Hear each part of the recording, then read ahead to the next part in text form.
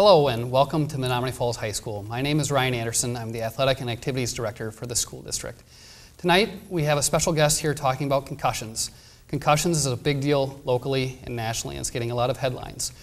Tonight Dr. Kevin Walter has joined us. He is from the Medical College of Wisconsin. In his spare time he advises the WIAA and the NFHS Medical Advisory Board. Dr. Walter, thanks for coming. I appreciate your time. Absolutely. Thanks for having me, Ryan. Absolutely. We'd really like to know about concussions. Can you start basic terms and tell us what a concussion is and how it happens? Yeah, absolutely. So concussion, technically, it's a mild traumatic brain injury. So what that means is there's a trauma. So you either get hit in the head or even a hit to the body. That trauma then shakes the brain inside the skull and gives you a concussion. Now, it's a functional injury, meaning it's not a brain bleed, it's not a brain bruise. It basically throws off how your brain works. So the nerves in your brain don't talk to each other anymore, which makes you feel bad and it makes you function bad, bad memory, bad concentration, things like that. Now, this video that we're creating tonight is for our athletes, parents, and coaches. If I was to get a concussion, what's the difference between myself getting a concussion and a 12-year-old getting a concussion? It's really different. And in the past, probably 20, 25 years ago, we used to think that being young was protective against concussion, and now we know that's wrong. We think that younger people run into more trouble, so they may be more susceptible to getting concussions, and it takes a little bit longer for them to recover than adults. Now, the truth is we're not really sure why. We think it probably has something to do with their developing brain. So they've just got so many more connections that they're still trying to figure out what's the best way to fit it in and what's the pathway for memories to be retrieved and created, that it's harder to wire all that back up again once they start healing after the injury. In Menominee Falls, we have a lot of active youth in a wide variety of sports, starting from the pee-wees to the varsity. What are some signs and symptoms that we should probably look for as our kids compete? So really quick, before signs and symptoms, let me say that one of the things that I neglected to mention, most people think concussions resolve in 7 to 10 days. It's another big difference between adult and kids, is kids can last a little bit longer. And the latest research is starting to show that younger people, they may have symptoms going on 3 or 4 weeks. In fact, maybe as many as 1 out of 4. So 25% of kids will have symptoms that go on beyond a month. Wow. So, and when we talk about symptoms, I think it's easiest to say we'll put up a list of symptoms so everyone can read it. The interesting thing about the symptoms is everyone associates concussion with headache. And if you don't have a headache, then you don't have a concussion. But really, that's not true. I'd say about maybe 75% of people with concussion will report headache as one of their main symptoms. So it's not all locked into headache. The other thing you get is people will say, oh, you have to have loss of consciousness. I got to be knocked out to have a concussion. That's even less than 10%. And then the other myth that I get a lot is amnesia. And only about 30% of people will have amnesia around the event. Interesting. All right, so what should we do? Immediate treatment, somebody gets hurt, somebody gets dinged. Yeah. Well, what do we do? So the biggest, most important thing is recognition.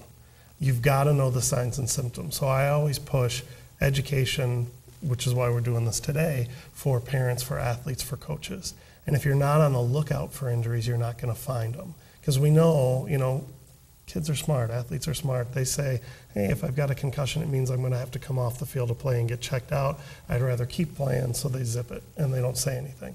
So if you're not looking out for it, you're not going to see them. And we're all going to see the obvious ones where kid gets up and stumbles and falls over. That's not a big myth or a big question, is that kid concussed or not?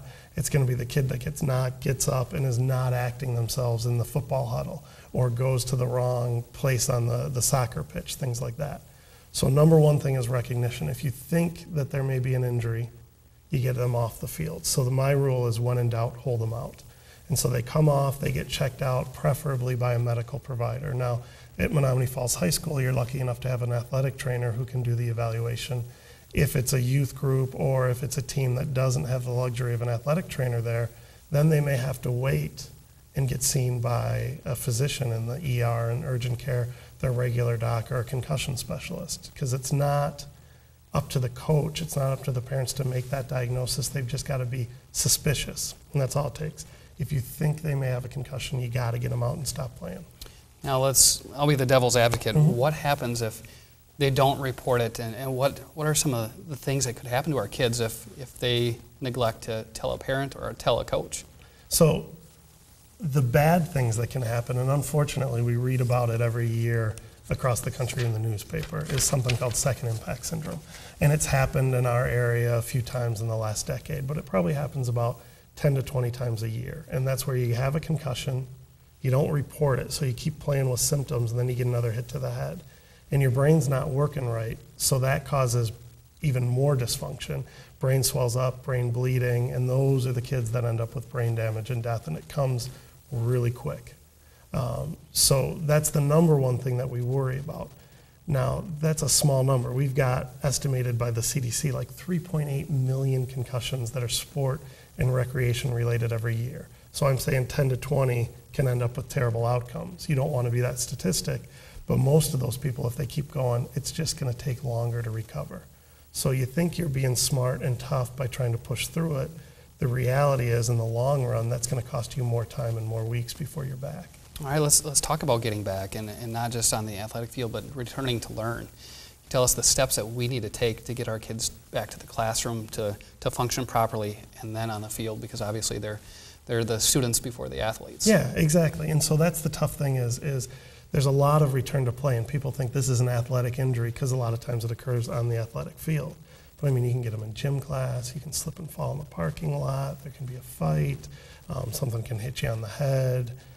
So it's not just the athletes that get them, but they've got to go back to being a student first. And the number one, we talked about identifying the injury and getting off the field to play, then it's rest. Rest, rest, rest. They need brain rest, no TV, no driving, no texting, no computer that's time. Tough for our teenagers. Exactly. So, and that means no practice, no watching practice. And so as they rest, my first step is to start getting them back involved with everyday life, and school obviously comes first. So when you're back to full speed school and not having symptoms, then we talk about returning you to play. And with return to play, it's not, oh, hey, you're back in, good luck. It's a stepwise program where we do a little bit of exertion, a little bit more, add in contact and skills, and then you're ready. So it takes about a week to go from sitting on the sideline to being full speed in the game. Okay, and the nice thing about our new concussion policy for our district is that our trainer can check out our kids before they return to play too, and a lot is going to rest on her shoulders whether they can play or not. So we have a lot of confidence in her abilities and the clinic's abilities. Let's go back to April 2012, the concussion law. Yes.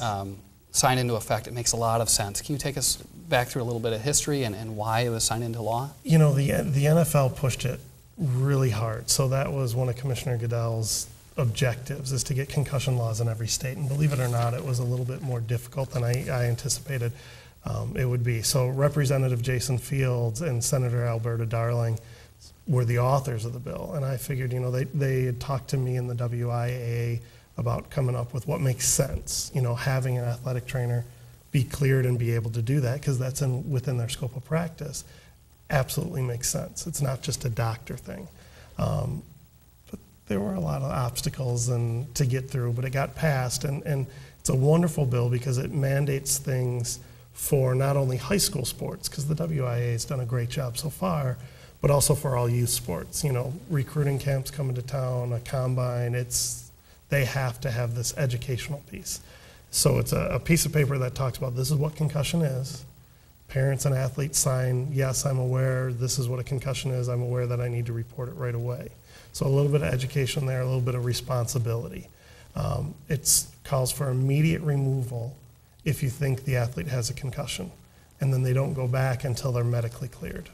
So it just makes it safer, because I see a lot of problems going through with concussion. It's not, the old days of, hey, now you're a man, welcome to the club, and a ding and rub some dirt on it or whatever you want to say. It's a serious brain injury that if you don't treat it well can cause a lot of problems. Now you also consult with the NFHS. So Wisconsin one of the first states to have a concussion law? We're actually, I believe, the 32nd. Wow, so we're a little bit behind the average. A little bit behind, but I think we would have been earlier if it would have went through right away.